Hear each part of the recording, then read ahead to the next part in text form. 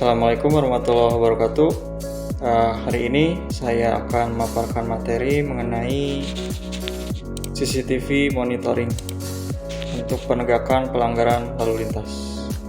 Ada beberapa agenda yang akan kita paparkan di video kali ini. Pertama mengenai perangkat, di mana pemaparan mengenai perangkat CCTV.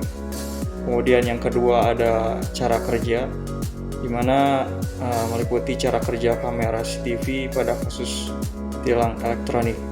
Kemudian yang ketiga ada kelebihan dan juga kekurangan dari perangkat CCTV itu sendiri, dan terakhir ada kesimpulan. Baik, kita masuk ke materi yang pertama. Di sini mengenai pemaparan perangkat CCTV. Nah, kita masuk ke perkenalan dulu mengenai CCTV itu apa. CCTV atau closed circuit television merupakan alat yang berupa kamera yang dapat merekam selama 24 jam yang tersambung pada komputer atau monitor dengan tujuan sebagai pengawasan akan adanya suatu kejadian, bisa berupa tindak pidana, pelanggaran atau kejadian lainnya yang diletakkan pada tempat-tempat tertentu yang berdasarkan analisa dari pihak kepolisian itu sendiri sebagai tempat yang berpotensi menimbulkan gangguan nyata. Nah, CCTV ini dapat menampilkan dan merekam gambar pada waktu dan tempat tertentu. Nah, CCTV yang dimanfaatkan oleh fungsi lalu lintas yang ditempatkan di titik-titik tertentu di jalan raya dengan tujuan untuk memantau adanya kemacetan, pelanggaran lalu lintas, kecelakaan lalu lintas. Juga hasil dari rekaman CCTV tersebut membantu kepada pihak kepolisian untuk memutuskan terdakwa ataupun pelaku tindak kejahatan, di mana CCTV ini dapat dijadikan sebuah barang bukti yang terjadi dan terekam di sekitaran wilayah yang terdapat CCTV. Begini cara kerja dari tilang elektronik sendiri terhadap para pelanggar lalu lintas. Pertama, contohnya di Direktorat Lalu Lintas Polda Metro Jaya di daerah Jakarta yang menyebar kamera CCTV di kawasan Jakarta sebanyak 12 titik.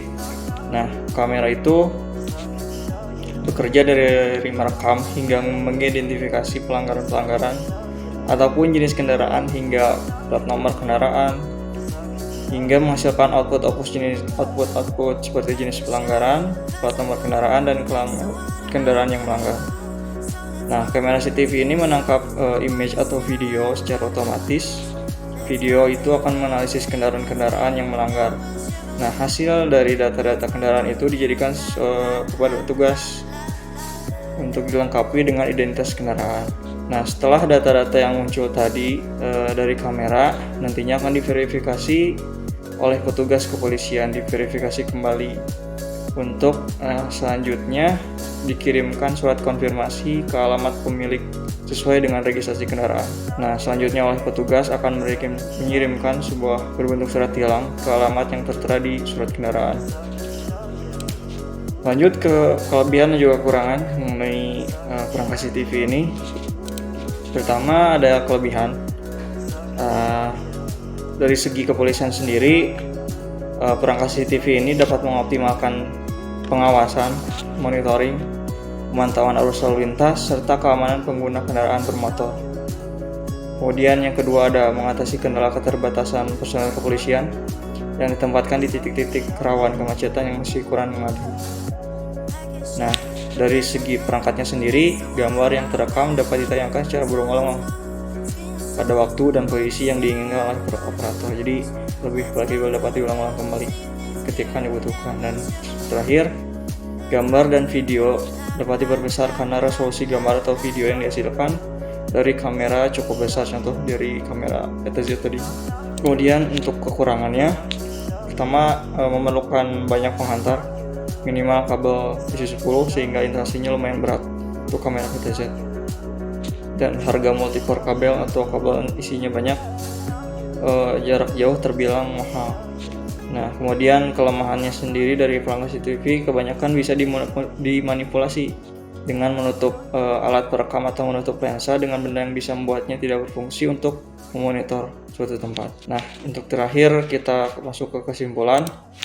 di mana penggunaan CCTV ini memberikan feedback yang baik kepada pihak kepolisian dan juga teknisi Satlantas Kepolisian dalam menjalankan tugasnya, yang dimana berfungsi untuk monitoring segala bentuk kejadian maupun tindak pidana di jalan raya yang sering terjadi, sehingga pihak kepolisian akan lebih mudah memutuskan denda ataupun hukuman atas tindak kejahatan yang dilakukan karena adanya barang bukti sebuah rekaman CCTV. Nah, cukup sekian pemaparan dari saya, mudah-mudahan dapat bermanfaat. Sekian dan terima kasih. Wassalamualaikum warahmatullahi wabarakatuh.